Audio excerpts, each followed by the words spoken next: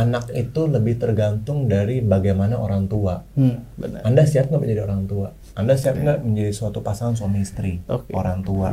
Kalau Anda sudah persiap itu, Anda harus memikirkan untuk perkembangan anak Perkembangan anak, iya. Anda yang cuek, berarti Anda tidak siap menjadi orang tua. Ya, ikut sekolah lagi deh jadi orang tua yang benar. Benar nggak?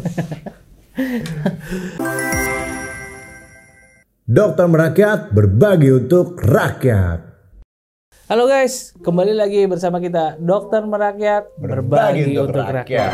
Bersama saya Dr. Tom dan Dr. Robin. Hari ini kita ke bagian topik yang menarik banget nih, Bin. Namanya 1000 hari pertama kehidupan. Oke, 1000 hari pertama kehidupan ya.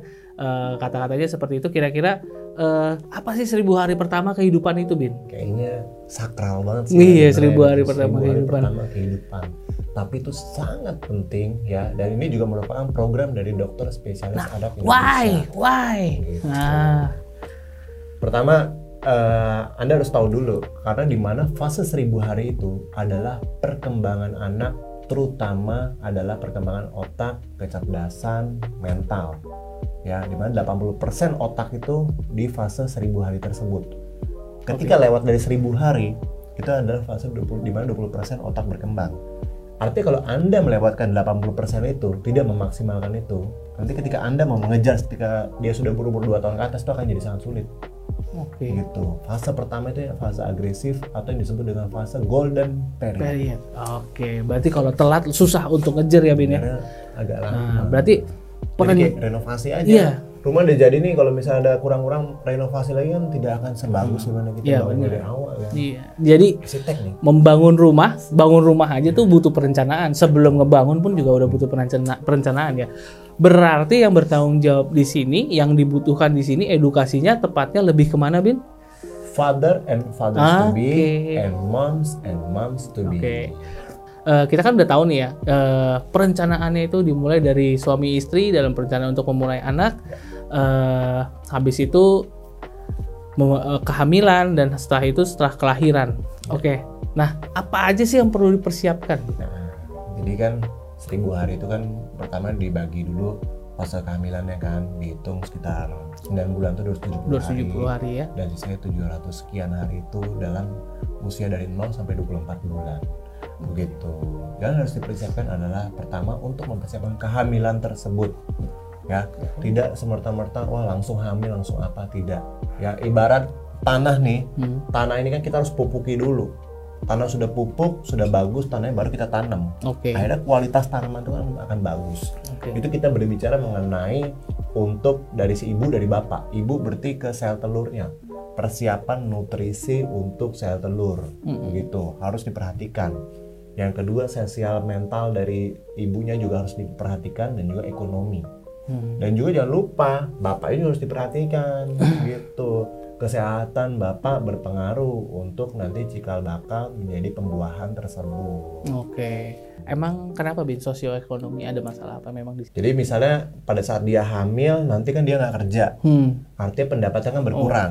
Pendapatan berkurang nanti berdampak, nanti juga harus beli popok, persiapan, ya nggak perlu. Dan juga suplementasi kan juga penting. Benar. Terutama zat besi itu sangat penting pada ibu hamil.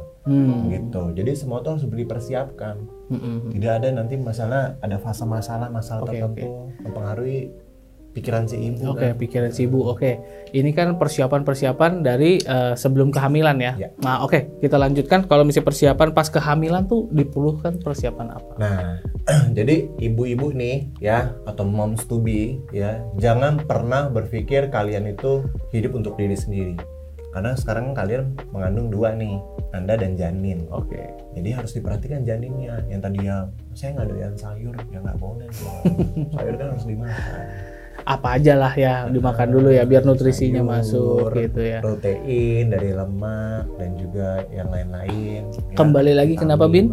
Kembali lagi asalnya kenapa? Karena trimester pertama proses pembentukan dari otak dari si babynya ya. Jadi dibagi menjadi 3 ya. Anda harus tahu nih, trimester pertama itu Anda harus kontrol 1 kali. Ya, trimester kedua Anda harus kontrol 1 kali, dan yang trimester ketiga atau mendekati kelahiran Anda minimal kontrol 2 kali. Jadi 4 kali dalam fase kehamilan Anda harus kontrol ya. antenatal care itu penting. Kita menyingkirkan semua penyakit, kita memudahkan untuk proses kelahiran, mengontrol perkembangan janin, sangat penting di situ. Nah, kan pada sosioekonomi yang mungkin kurang ya Bin ya, mungkin antenatal care tuh apa sih gitu ya? Mereka kan nggak tahu ya. Buat yang belum tahu, itu adalah salah satu program dari Puskesmas. Jadi nggak perlu takut, itu free dari pemerintah. Jadi kita bisa memang untuk mengontrol kehamilan dari si ibu itu bisa di Puskesmas dengan antenatal care. Ya. Oke. Nah, kalau abis lahiran tuh gimana Bin? Lahiran. Nah, menarik nih, yaitu misalnya kayak dengerin musik ke anak. Itu penting tuh. Waktu misalnya lagi dia ibu mengandung nih, dengarkan musik malam hari. Biasanya kan bayi lebih aktif malam hari itu, dengarkan musik. Lalu juga ya untuk misalnya secara rohani bisa juga didengarkan doa-doa yang baik gitu, sehingga dia lebih terpengaruh lah sebenarnya ya. Itu ngaruhnya sensorik. Sensorik bayi itu sangat sensitif gitu. Oke. Nah, ini setelah kelahiran lahiran ini. Jadi pada saat lahir Anda juga harus mempersiapkan tempat lahir itu pada orang yang kompeten.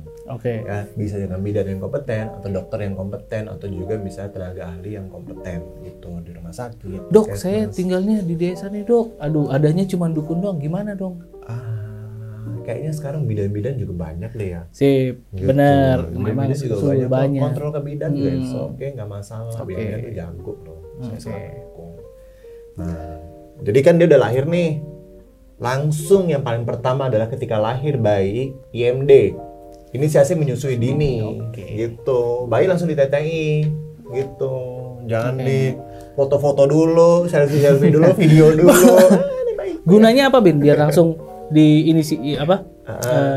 inisiasi menyusui dini. Ya, itu kan juga berperan penting untuk si ibu mengeluarkan si air susunya, kolostrum, ya. Itu mengandung zat tinggi dan juga mengandung antibiotik juga. Gitu, penting untuk si bayi tersebut.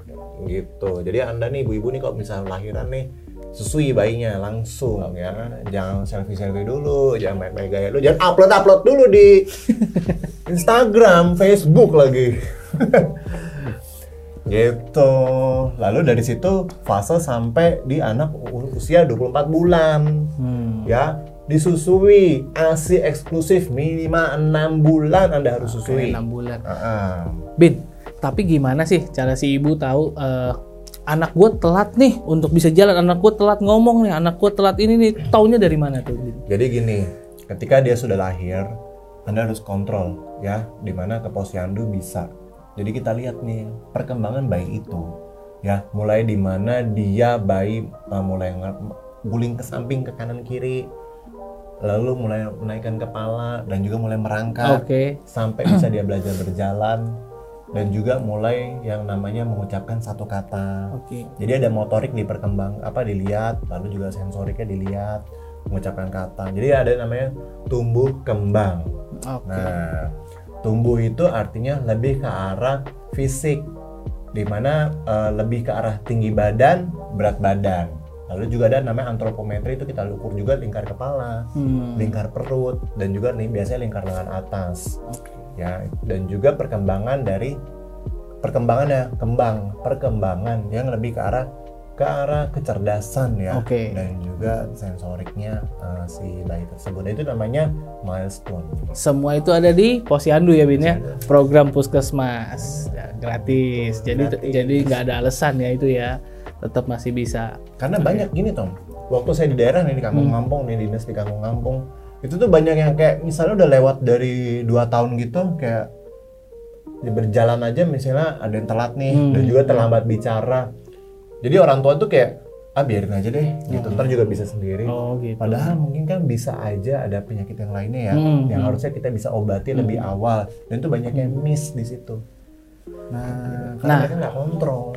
Karena nggak kontrol ini karena mereka nggak tahu, atau memang pengenalan dari posyandunya ini sendiri yang kurang gitu. Satu, kalau misalnya saya rasa sih program-program tertentu dari puskesmas dan posyandu saya rasa pasti bergerak.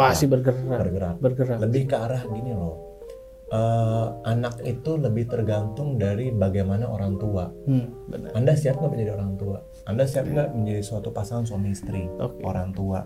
Kalau Anda sudah persiap itu, Anda harus memikirkan untuk perkembangan anak. Anak, iya. Anda yang cuek, berarti Anda tidak siap menjadi orang tua. Ya, ikut sekolah lagi deh jadi orang tua yang benar. Oke, kira-kira ada mau ditambahin apa lagi, Bin? Kayaknya gue mau bikin sekolah deh. Mau sekolah di mana? Sekolah untuk menjadi gimana sih jadi orang tua yang benar, baik yang benar.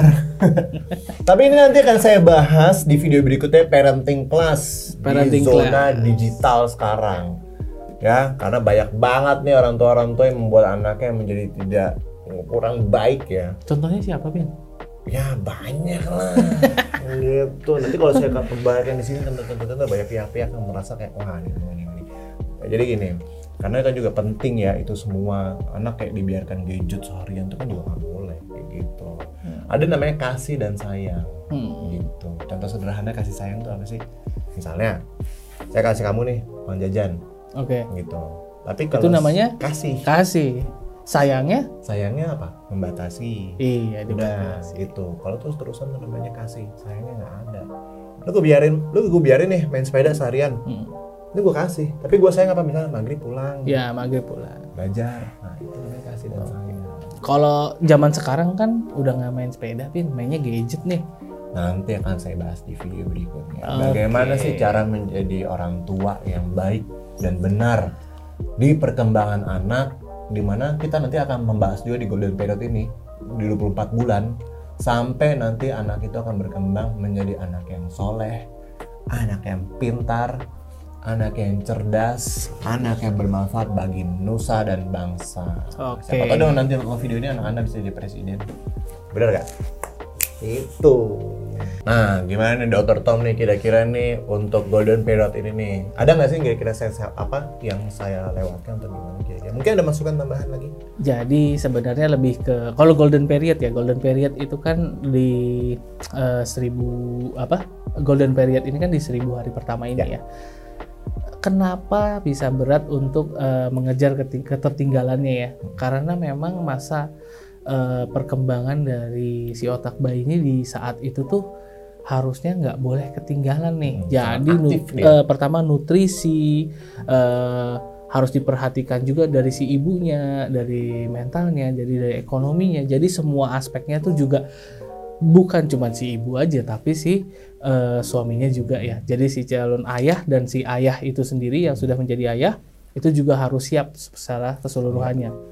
Jadi sama seperti yang tadi kita bahas tuh ya, kalau mau bangun rumah ya harus siap, jangan cuma siap uangnya aja. Jadi harus ada yang desainnya ada, yang sipilnya ada, yang hitungin. Jadi semuanya tuh udah siap. Setelah itu selesai semua, emang rumahnya bisa langsung ditinggal? Ya enggak juga. Harus ada furniturnya apa segala macam, itu semua sudah dipersiapkan ya. Gitu. Nanti bisa pesan semuanya sama dia. Oke. Dari Robin ada yang mau ditambahin lagi, Bin? Ya, jadi kalau saya rangkum satu dulu nih. Yang pertama, siapkan kehamilan Anda dengan baik dan tepat ya. Siapkan nutrisi semua, rencanakan kehamilan Anda dengan baik. Yang pertama. Yang kedua, fase kehamilan Anda kontrol lah minimal 4 kali dalam fase kehamilan tersebut dari 0 sampai 9 bulan. Gitu ya, jangan lupa juga suplementasi ya, zat besi sangat penting perkembangan ibu hamil ya, dan juga suplemen-suplemen yang lainnya. Lalu di fase kelahiran, pada saat masuk ke fase kelahiran ya, harus di tempat yang saya rasa kompetensinya yang baik lah gitu, minimal di bidan saya sarankan.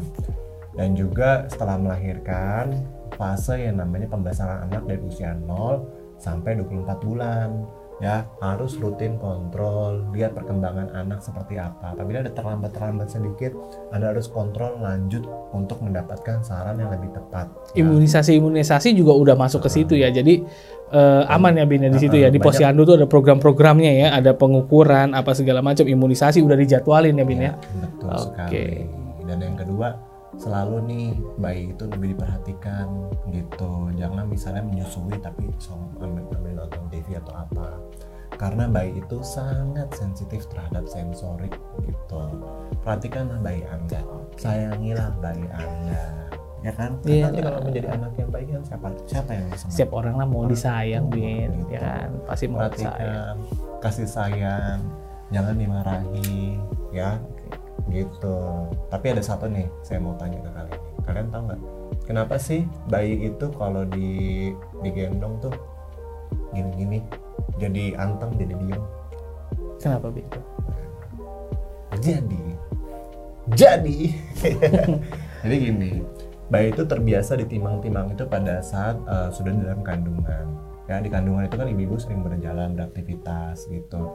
Lebih dengan itu namanya sensoriknya, dia bermain tuh. Otak dia sudah bermain gitu. Jadi pada saat dia sudah lahir menjadi bayi pun ya ditimang-timang begitu, dia akan lebih tenang gitu. Lalu juga sensorik dia bermain dari mana? Oh, kalau malam itu ibu tidur itu dia jadi lebih luas, lebih lapang. Jadi dia lebih senang beraktivitas tuh waktu ibu lagi hamil tuh. Ya, itu malam hari. Kenapa? Makanya bayi itu lebih aktif di malam hari. Lalu ada namanya fase itu, bayi itu secara sensorik otaknya dia juga bermain nih. Oh, ketika dia sudah lahir ya, lama-lama malam itu ternyata sepi, ya. Tidak ada aktivitas, sepi, dan juga rangsangan cahaya itu minimal. Akhirnya di pagi itu rangsangan cahaya lebih tinggi, respon cahaya tinggi, lalu juga banyak orang beraktivitas, ibu juga beraktivitas dengan si anak itu, sehingga dia lama-lama akan yang tadi tidurnya malam yang aktif, dia akan menjadi pagi yang aktif. Itu peralihan. Jadi sensorik bayi sangat bermain. Jangan pernah cueki bayi Anda, jangan pernah marahi bayi Anda. Oke? Sekian dari saya, Dr. Robin dan juga Dr. Tom. Dan jangan lupa berikutnya videonya adalah bagaimana cara membesarkan anak yang baik, menjadi calon presiden, menjadi calon profesor, menjadi calon pemuka agama. Bagaimana caranya di era digital ini, saya akan jelaskan berdua, kupas tuntas, hanya di Dokter Merakyat, berbagi untuk rakyat. Dokter Merakyat, berbagi untuk rakyat.